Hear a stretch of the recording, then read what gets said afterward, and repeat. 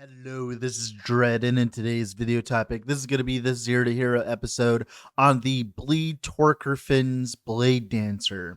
So, we take a character from level 1 solo character found, and we push it all the way to 800-ish corruption. We kill Aberoth, and we do that within the shortest time frame possible to simulate kind of like a fresh start, per se, so that, least amount of gear humanly possible. So I'm pushing the absolute limits on these builds. Essentially, I'm pushing them as far as I can with as little gear as I can. So if sometimes it looks a little rough, that's because I'm literally working on a shoestring budget.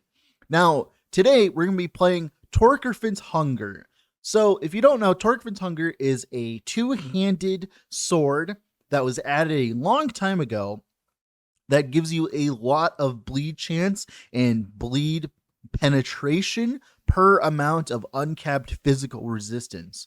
Now, this ratio of bleed chance and pen per uncapped physical resistance was a lot more favorable back in the day, but that was because that was before anyone played it with Umbral Blades.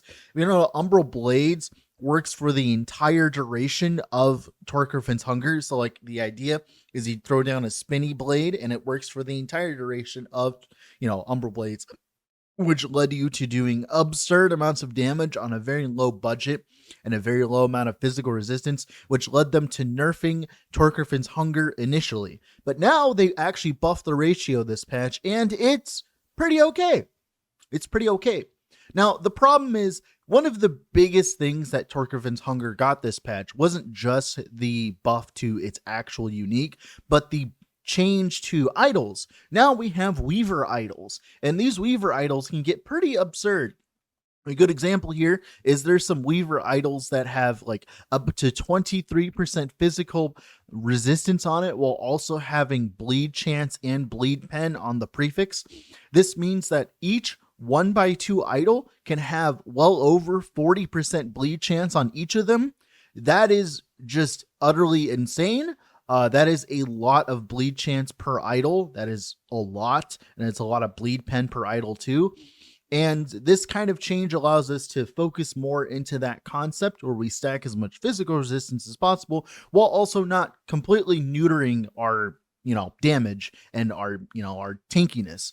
So we end up with a very large amount of physical resistance at the end. Unfortunately, because we're a solo character found character, we don't have access to these idols. So this character is without the absurd amounts of physical resistance stacking that you could afford in Merchant's Guild, let's say, right? Or with a character that's older than 2 days. But I still wanted to take a crack at it because I haven't gotten to play Torkerfin's Hunger. Another reason why I wanted to play Torkerfin's Hunger is because of the recent discovery that No Man's Land works with stuff like buffs from Shift. So if you don't know, Shift has a buff on it that gives the next skill a lot of bleed chance, bleed duration, and bleed pen. It also makes it so that the next skill that you use crits as well. We did not know this until recently. No Man's Land literally works with that. So you throw out your maximum amount of explosive traps, and you can also, of course, throw even more traps with shadows, and you end up with an absolute fuck ton of traps with a very large amount of bleed chance and bleed duration and all that. And I played a build very similar to that. But it turns out they also work with Torkerfin's Hunger. So we can also, of course, force Torkerfin's Hunger into the setup as well. So we can end up throwing a very large amount of explosive traps. Because one of the biggest problems with, Torkerfin's Hunger BD for clear with the Umbral Blade setup is your clear is kind of Papega. To be honest, it's not like the best. It's more of a single target focused build. But with No Man's Landed explosive trap, you could end up clearing an entire screen very easily with, of course, explosive trap placement. So that allows this build to actually clear, which is great. Now, as I was playing the build, I realized that we could actually also utilize Lethal Mirage. Lethal Mirage ended up being better than Puncture. We're actually playing a Bleed Rogue without Puncture because there's a buff inside Lethal Mirage that gives us Mirage form, I believe, and it's like a flat 800 dodge and like 200% bleed chance, which is about as much as Puncture gives us, but without needing to delete our Torkerfin stacks. Because Torkerfin stacks are consumed whenever we use a melee attack, right? And we can't really be using puncture and consuming our stacks if we're trying to utilize, of course, No Man's Land, Umbral Blades, Lethal Mirage, right? So we end up playing a bleed rogue without puncture. And I'll be honest, the playstyle feels amazing. A lot of people will criticize a lot of bleed rogue builds, mainly due to the focus around utilizing puncture to buff up skills and all that, right? And that is just the honest to God truth. Some people just don't like playing with puncture. And if you don't like playing with puncture, but you want to play bleed rogue, this is the build for you, because the concept is we don't need puncture at all, because lethal mirage and lethal, like the mirage form of lethal mirage, is pretty strong. We get up to like, I think like 60% dodge or something for very low amounts of investment. So we end up being very tinky in the end game versus like a normal rogue build, because not only are we not dual wielding, but Torkrefin's Hunger also gives us a fat HP modifier right on top of it. And all of that combined just leads to us feeling like a semi-decently tanky rogue.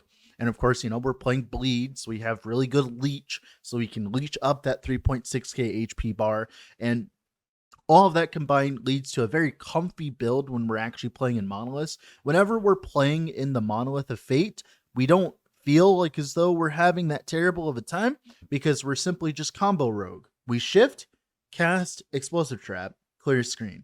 Shift, cast Lethal Mirage, kill that rare. Shift, cast Umbral Blades, and kill that pack. And you just kind of rotate between all three of those, and you end up being a 3-skill build. Now, it feels a lot better in practice than in like when we're talking about it on paper, because since the cooldowns are so long on, of course, Lethal Mirage and No Man's Land, you end up just kind of like relaxing for half of the play session, because you just shift Umbral Blades, shift Umbral Blades, then like shift Lethal Mirage, shift Explosive Trap. Like, you don't end up actually spending that long casting skills, but they do a lot of clear, like specifically like Explosive Trap, right? So that ends up feeling pretty good. Now, that's going to be it for the character today. If you haven't already, I would heavily suggest leave a like on the video and subscribing to the channel, as that is the best way of currently supporting me, and it's the best way to show me that you want more content like this on YouTube. Now, let's talk about the character more in detail. Let's go over the whole journey, shall we? Character select once again. This time we're naming our character after one of my favorite songs by Stack. If you know, you know, right? We're going to be leveling as a bleed puncture with bleed bow and bleed umbral blades.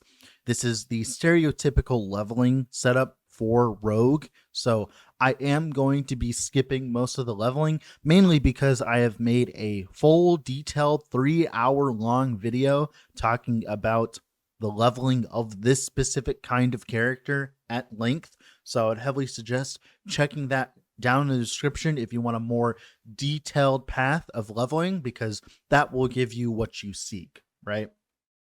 But we will do some spark notes. So pretty much we want to kill this armored phoenix real quick on the beach here, because it will always drop a bow, and that's important because puncture melee feels significantly worse than puncture with a bow, because puncture with a bow has infinitely better range and clear. I hope one day they fix that and make the melee puncture a lot better than bow puncture. But right now, bow puncture is where it's at, in my opinion, while leveling, and it feels amazing. Here we are, killing Respec's Orion here, just simply puncturing him to death, simply just waiting for him to die. There you go, buddy. Here's our Emperor Remains kill. This is when we swap into Umbral Blades, like I said. Like I said, if you want a more detailed push, it'll be in the video down below. And then here's our twin kills. Like I said, lots of damage early on as this kind of setup. Now here's our first monolith. This is going to be with the Umbral Blade setup because, it's more convenient. Thankfully, Marksman, due to a lot of the technology that we've learned over the past few weeks, turns out Marksman can get really tanky really early on thanks to all the ward creation bullshit that you can do on the tree and all that. You end up with an absurd amount of ward per second, very easily by just speccing into specific nodes. And this combined with Umbra Blade's insane amount of damage profile, right, with puncture and all that, lets you kind of face roll the early monoliths. Now, of course, your clear isn't fantastic, but you're not really asking for that early on. You're really just asking for a functional build early on, to be honest. And that's what this ends up being, a functional build. Here's our A-bomb on the Umbral Blades puncture setup. As you can see, lots and lots of ward very quickly, being able to face tank A-bomb there, just absolutely face tanking him, and of course, killing him very quickly. That is just how beautiful Umbral Blades is.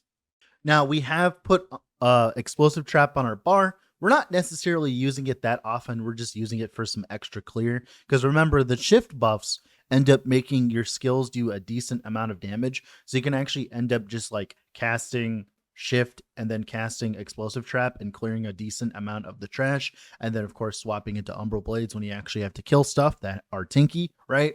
So it ends up helping us in clear significantly early on. So heavily suggest checking that out as we move on with the character with the 5th skill. See, beautiful Umbral Blades, just absolutely amazing. Leveling is this build. I'll never get tired of leveling as Bleed Umbral Blades, man. It feels so good every single time. All right, here's our Raye of the Black Sun here. As you can see, just the same kind of setup. Just simply put down Umbral Blades, put down our punctures, just trying to keep up those bloodthirsty stacks. We're actually attacking as much as possible here, mainly just because we want to be attacking with this kind of concept, because we're gaining a bunch of ward per second thanks to attacking as fast, right? Because we're gaining ward whenever we consume all of those elemental arrows and stuff like that. So definitely want to try to attack as much as possible here to get as much ward per second as possible. Here's our Lagan, God of Storms. He's very annoying, as he always is. We did swap into Torkrefins, as you can see. We did actually drop one. So now we are playing Torkrefins BD. Now here is our big Daddy Bone Dragon, one of the bigger bosses here that can face tank all of the explosive traps. Just really nice damage scaling, as you can see. This is when we're still utilizing puncture. I'll be honest, at this point, you shouldn't be using puncture. You should be using the lethal mirage setup that I showed later in the video, that I'll show later in the video. But definitely want to swap into the, lethal mirage setup, because puncture is cool and all, but it ends up being way more clicking than you'd want it to be, while the lethal mirage setup is just way less clicking. It's a little annoying keeping up all the buffs and all that, but it's definitely worth it in comparison to puncture. As you can see, puncture is consuming our Torkrefin stacks, so we have to do this weird song and dance where we apply our bloodthirsty stacks and then, of course, wait for our Torkrefin stacks. It's really weird and awkward. Here's our first level 90 mono. You can see what it looks like to clear on this kind of setup. As you can see, the explosive traps, whenever they actually get to go off, they end up doing a lot of damage, because you end up throwing a lot of explosive traps down, and they all get the Torkrefins buff on top of the shift buff, so they end up with insane amounts of bleed duration, pen, everything, and it's wonderful. Here's our Spirits of Fire. Always an annoying boss fight on a build like this where we want them to overlap.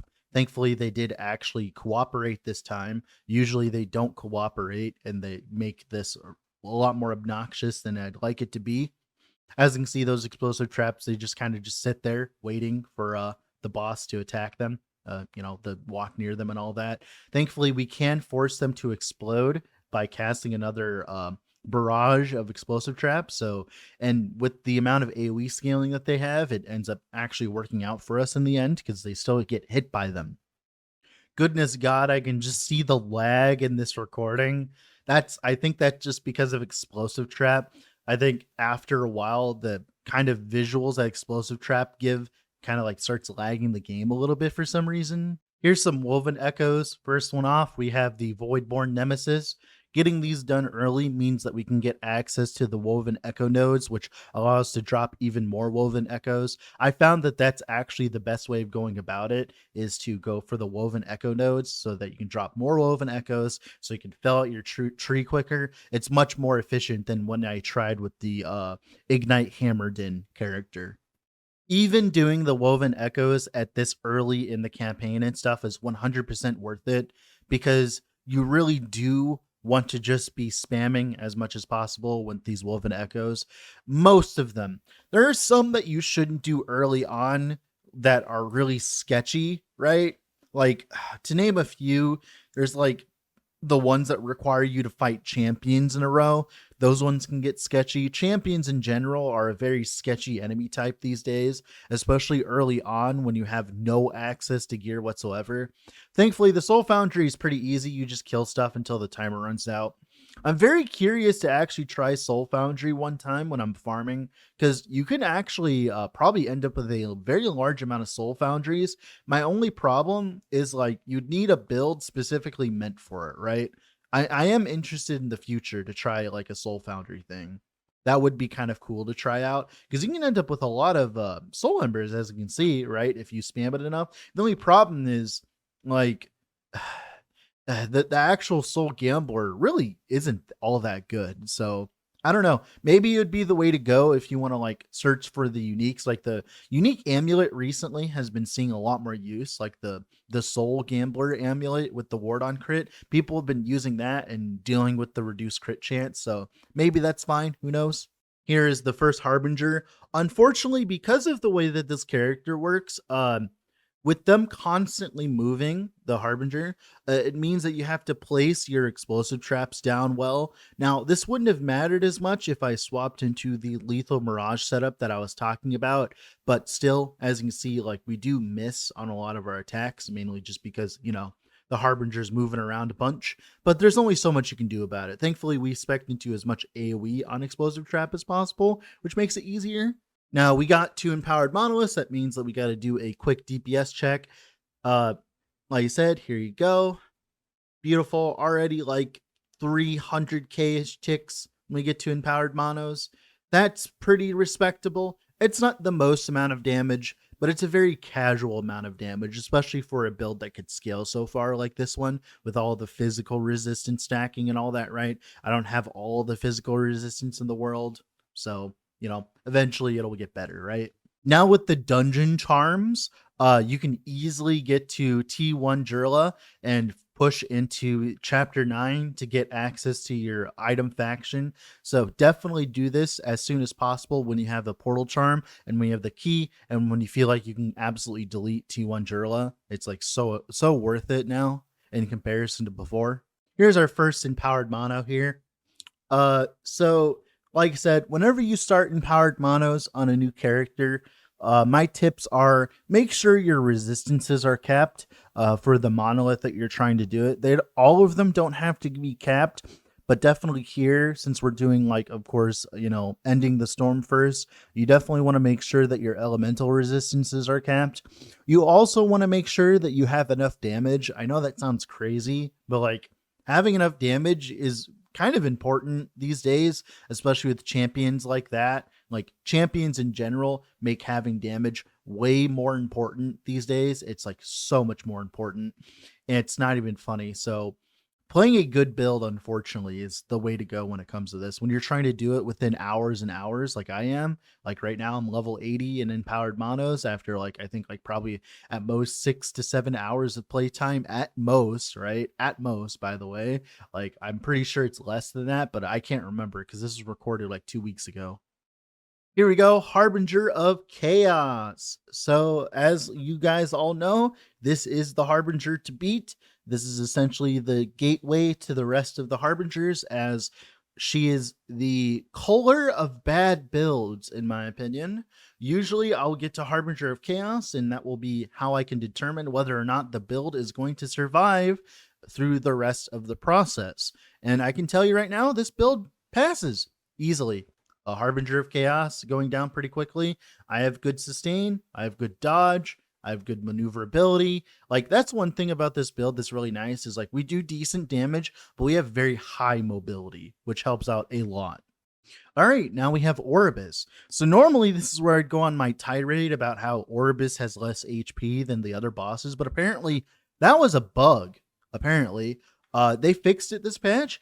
Orbis no longer is a squishy motherfucker, especially in higher corruptions. Orbis ends up being scarier than the Harbingers at higher corruption now, mainly just because he actually has HP now, which is crazy, right? Here's another Woven Echo. This is the Plants versus Zombies reference here. Uh, this I don't understand the unique relic from this. This the relic from this isn't even really that good. Like you put wandering spirits around like a totem or whatever you want to call it, right?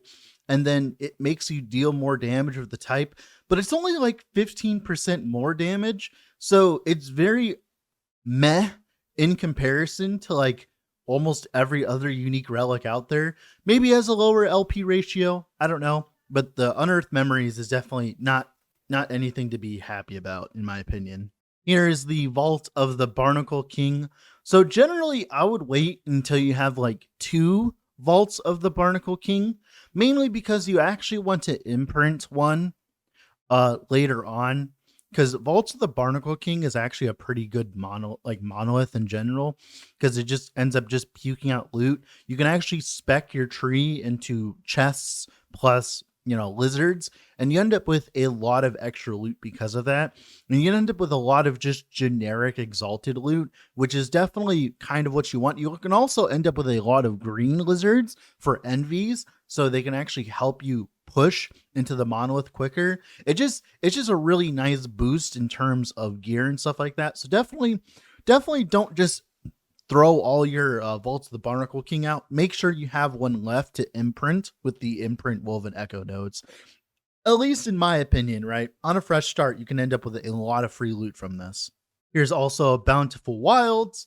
This one ends up having a lot of those scary drawl enemies, the ones that with like the gigantic like dot beams or whatever, and they also end up with a lot of champions. Dude, a Sliz the Slicer with Profane. Goodness God. Some of these champions, man, I might have to do my champion rant at one point, but like, I'll be honest, dude, like, champions are cool and all, but they really don't drop enough loot currently. I'll tell you that right now. They really do not drop enough loot. And now for the last one of the bunch, we got a Frostfire Caverns, the mage item one. Definitely way better than Bountiful Wilds, I'll tell you that much. It's really big though. This is like this kind of layout is kind of why I've talked about how movement speed is the best stat in the last epoch. Goes how big and massive this area is. You just kind of just end up just walking around a lot, and if you end up with like way more movement speed than I have in the in the footage right now, you could clear this way faster. And I don't know. I don't know how I feel about it. There's like it kind of feels like we're playing Pee-wee 2. Now, of course, there is actual density in here, but it doesn't feel good having to walk this far, although we do get rewarded with a nemesis, of course, but still it just kind of feels weird, especially when you don't have as much movement speed like I have. Eventually later on you can get absurd amounts of movement speed, which helps out a lot, but right now it's just like kind of awkward, right? All right, now we're going to be upgrading our Torkrefin's Hunger here. We're going to be slapping some damage over time on it, T6 damage over time on our 1 LP Torkrefins. I do plan on getting a better one later with T7 modifiers, but right now that 280% dot damage is amazing. Now, of course, we're doing even more Woven Echoes. This time we're doing some Lostwood Folly here. As you can see, the enemies are very scary even at this point, like the Weaver enemies, they end up actually hitting you very easily in comparison. I get a lot tinkier when we swap into Lethal Mirage, but of course, we haven't made that swap yet. Dread isn't smart enough to think about that yet. It's okay. He'll think about that eventually, but Lethal Mirage really does end up making this build significantly better, in my opinion, right? Didn't they just announce that like PoE is going to have like, pausing and stuff like that? Wouldn't it be great to be able to pause when we're in the middle of doing like a nemesis? Of course, the Fate Weaver decides to show up when I'm doing the nemesis, because why not, right?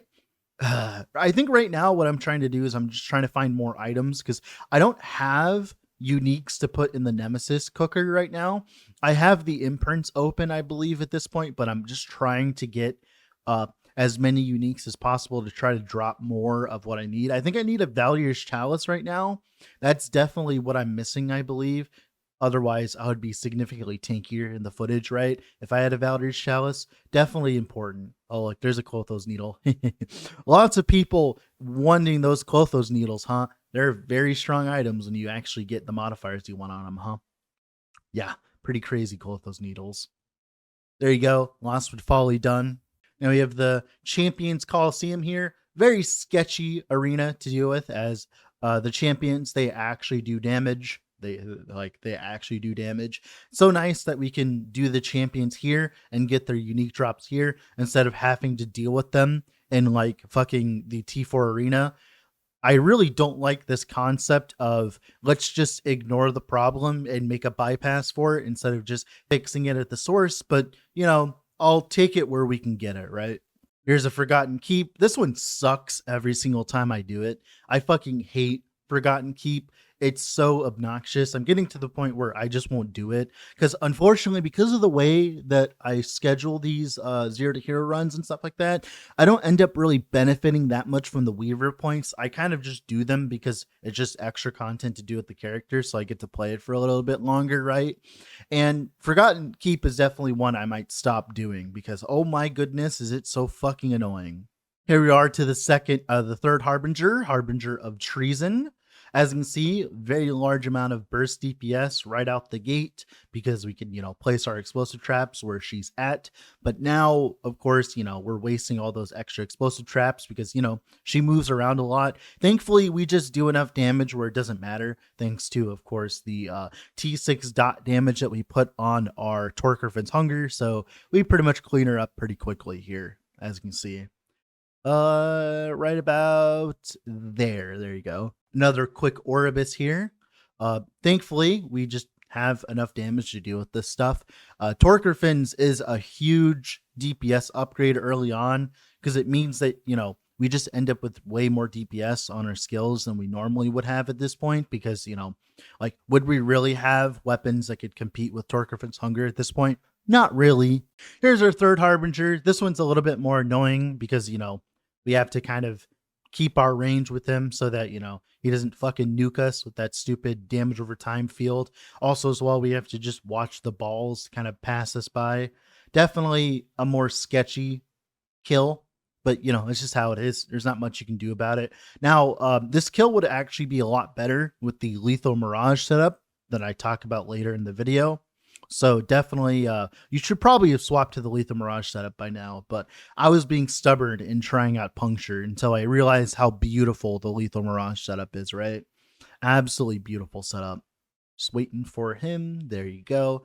Definitely the best way to deal with this guy is to make him move. Making him move is like the best way of dealing with this fight, in my opinion. Now, here's our Harbinger of War. We're going to start speeding through these because we have a lot more content to cover here. Harbinger of War really isn't like that difficult for this build. It's just literally just like dodging the big laser beam, placing down our explosive traps when we know that she's going to be standing still. That's pretty much it. That's like the biggest difference with this. And she's going to be standing still when she does her special attack with like the big beam. So definitely then is when you should be doing your explosive trap, your salvo of explosive traps, right? Just like that. There you go. Here's some extra gameplay, me doing around 200 corruption at this point. We're 4 Harbingers down the hole, and we have a decent amount of gear, but not the best gear. We haven't swapped into the Lethal Mirage setup. It's doing okay for the build. The clear isn't like the best, obviously. I didn't really expect the clear to be that good. Mainly just because we don't have any cooldown reduction at all on our gear, so our explosive trap doesn't have that low of a cooldown currently, which is a little annoying. Later on, we do end up investing a little bit into cooldown when I actually get access to it, but early on, we definitely don't have access to it, right? And like I said, when we get the Lethal Mirage setup, it ends up being a lot better. One of my favorite parts of this run in general is the Confluence of Oblivion fight. I'm definitely not prepared for this, and I end up getting raided right in the middle of it and while streaming, and I definitely do not have the time to think about the raid, as of course you can see all the bullshit on my screen. We do end up first trying the Confluence of Oblivion, though. It does take a little bit of extra time, mainly just because, all of the bullshit on my screen. I'm not the tankiest character at all.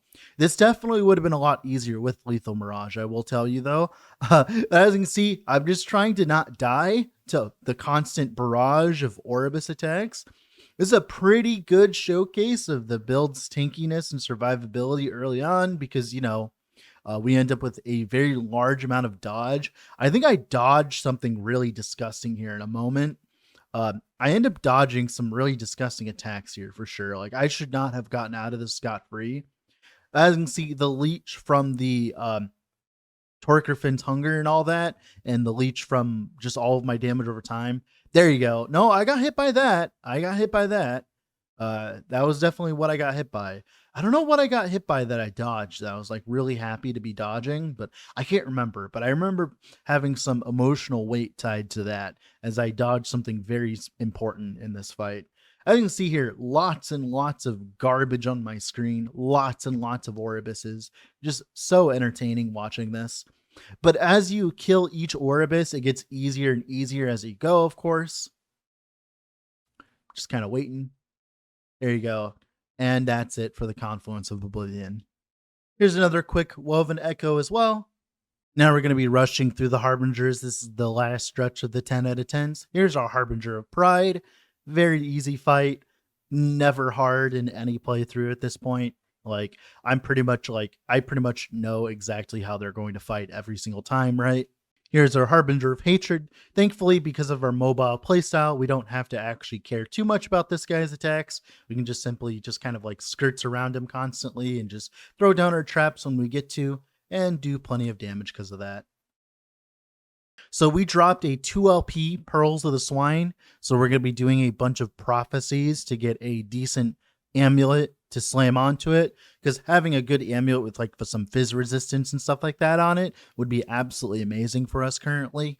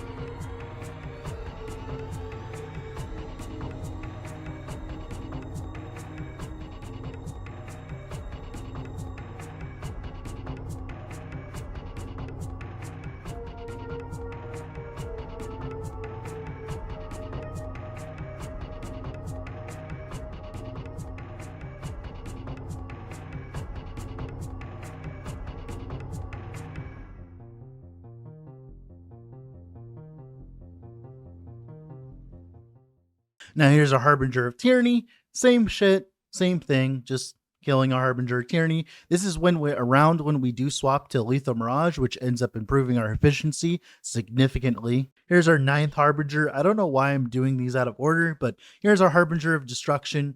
Very quick. Hopefully we can get our Bleed Blessing as well while we're here, right? That'd be great. All right, we did drop a 2 LP Torkrefin's Hunger, so we did do the gauntlet to be able to re-roll it. Our mods are not very good on it, so we're going to try to re-roll it with our failed 2 affix legendaries here that we have. So hopefully we hit what we want here. There you go. And I don't think it did anything there. Yeah, I'm pretty sure. No, it got a lot better there. No, it got a lot better. Yeah, I'm pretty happy with that. Now we got to go slam it. Now here's our slam, and it kind of failed, but it means that we don't need blind on hit anymore. But like, I don't know. Like, it could have been better. It definitely could have been better, right? There's some 300 corruption gameplay to show off like Lethal Mirage, like I said, just to show you like how good it ends up actually being in the end game, because it just fits in the rotation so much easier than like Puncture does. Because now we can kind of just run around and use Lethal Mirage, use Umbral Blades, and use Explosive Trap, and we don't have to like min-max our Puncture uptime and stuff like that. And it ends up making the build feel a lot better to play. Now, this is like the last bit of gameplay that we're getting before we start our push. We're going to be pushing corruption now all the way to around 800 corruption, and we're going to try to do it as quickly as possible without any assistance in terms of gear. We will try to make gear upgrades down the road when we can, but we're definitely going to try to get to 800 corruption as quickly as possible. Speaking of, here's our last Harbinger, the one that I forgot to do real quick. So this is our 10th Harbinger. Finally done with the 10 out of 10 Harbinger grind, as you can see here. Finally done with it for this character. It's just funny that I forgot to do it till now, right? Now here's our Aberoth kill. This is effectively doing Aberoth around 10 to 12 hours of gameplay. So, you know, the damage is going to be a little bit lower for this character, as this is a meme character. I know that like I like to have fun with this kind of stuff, but I will be the first one to say that this is definitely a meme character, as, you know, you could be doing anything else and probably end up doing more damage. But I really, really, really wanted to play around with Torkrefins Hunger. So here we are. Here's our Aberoth kill. Definitely not the fastest and like fastest ever, but we end up being just tanky enough to face tank most things, mainly just because, you know, we have 3,000 health as a Bladedancer. That helps out a lot. The HP buffs on top of utilizing Torkrefins Hunger ends up being enough to just kind of push our HP to a whole new limit. Absolutely wonderful in general. I don't know why I have damage numbers off. Do I? Yeah, I have damage numbers off. I probably turned off damage numbers to like try to like waylay lag, because I believe that part of the lag that explosive trap causes is when you're hitting like 20 enemies at once with all those explosive traps, and ends up lagging the game a lot. So I end up probably turning off damage numbers because of that. But here we are, Mr. Aberoth. I believe right now we're probably like 500k ticks at most, 500k to a million ticks on the dummy. Nothing too crazy. We did have a few failed slams. Like we fail slammed our amulet, we fail slammed our weapon. Like technically we're supposed to have like a double prefix weapon at this point, right?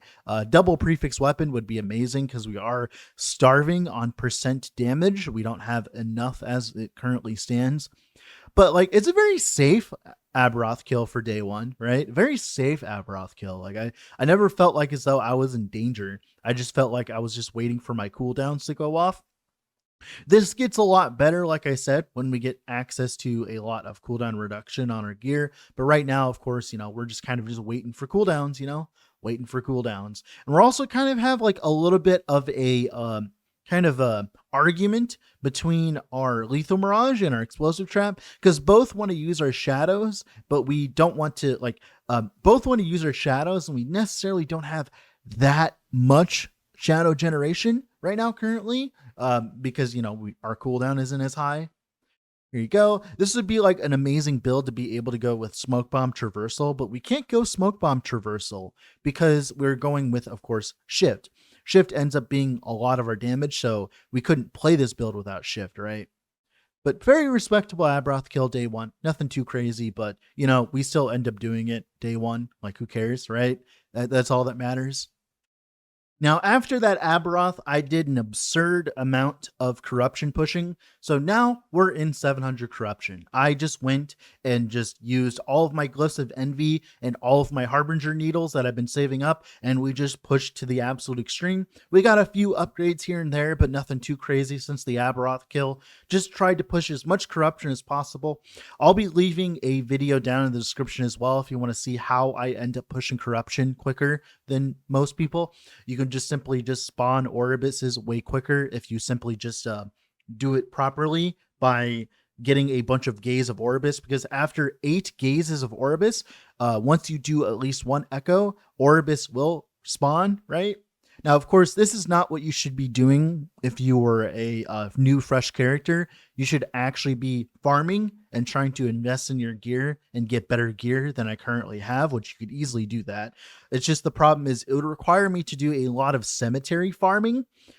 Like, I would have to do a very large amount of cemetery farming, because one of the biggest things to upgrade this build with are those physical resistance bleed idols.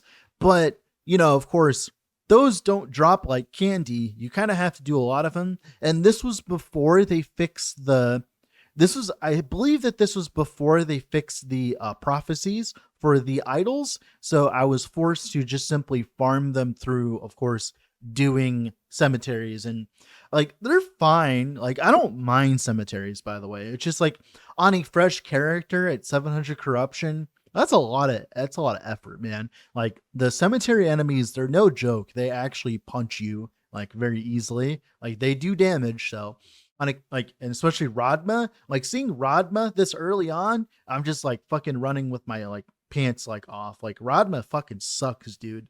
Like, out of all the champions, she's like one of the scariest, 100%. When they did like the survey and they found out which champions killed the most people, Rodma was like at the top of the list. It was like the second most, but that's because Ghost, the other one, shows up more often in the campaign, while Rodma doesn't show up as much, right? But Rodma is definitely the most dangerous one. Even with all of my like 70% chance to dodge or whatever it is, even with all my chonk, Rodma still makes me like just fucking scared as fuck, dude. Oh boy. Here's our first 700 corruption Harbinger. We end up doing it within a minute of time, which is pretty acceptable for a build. Definitely not the most DPS ever, right? For a character within about 2 days worth of playtime, right? So, you know, enough DPS, not crazy amounts of DPS, but we end up, you know, killing them pretty quickly, as, you know, they end up having a lot of HP later on. We are playing a meme build with Torkrefin's Hunger. You definitely should not be playing Torkrefin's Hunger. But like I said, I wanted to play around with it. And it's a lot better than Merchant's Guild. I would definitely call this build a Merchant's Guild build, mainly just because getting access to those physical resistance idols that no one else is going to use ends up just pushing your DPS to the limit, which would be probably the preferred way of playing this. But I definitely wanted to try a zero to hero run on it, because Torkrefin's Hunger is one hell of an item. It's very fun to play with, in my opinion. Now, here's our last Orbis. This is what I was talking about in terms of how Orbis is scarier than Harbingers now. Because of the fixes that they did to the bugs involving Orbis, where now he has an appropriate amount of HP. So if you do not know, Orbis scales with corruption, like doubly so. Like, so how normal enemies scale with corruption, right? There's a normal amount, but then they scale even more because they have another modifier on top of it.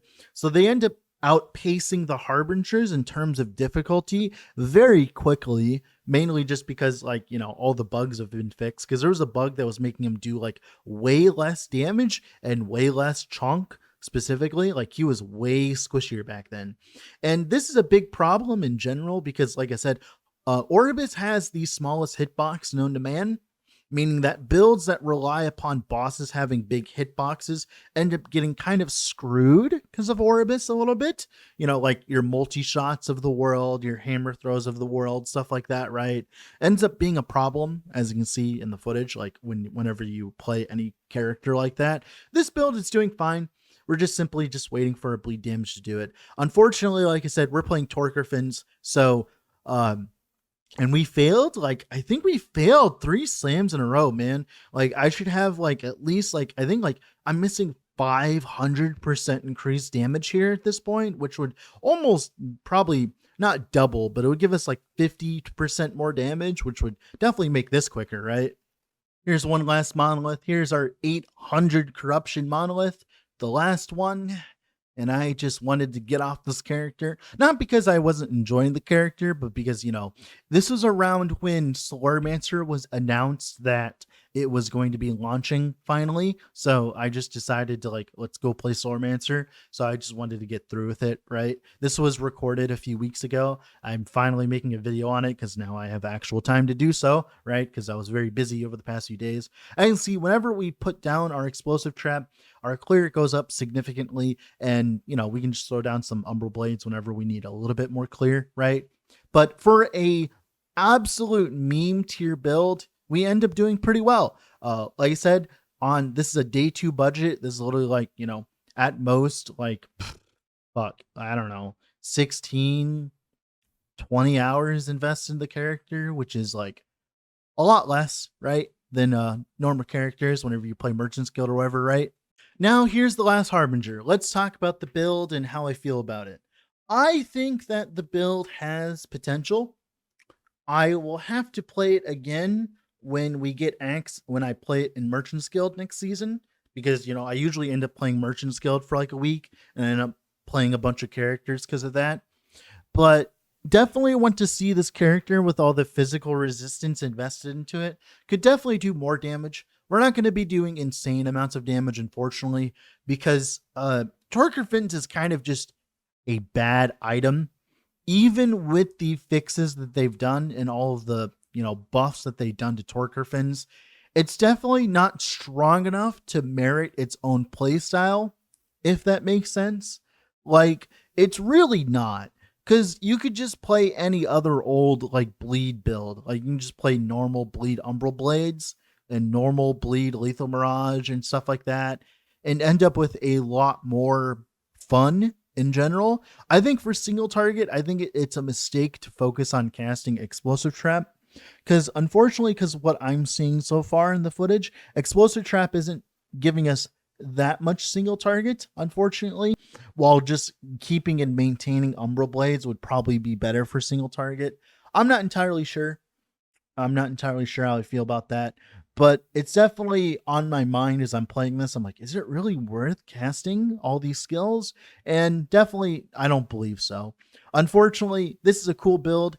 It does, almost do 1,000 corruption on day 2 gear. Like, that's the standard that I usually have, but the standards have increased significantly. So I do have to say this build is not worth it right now currently. So yeah, those are my thoughts on the build.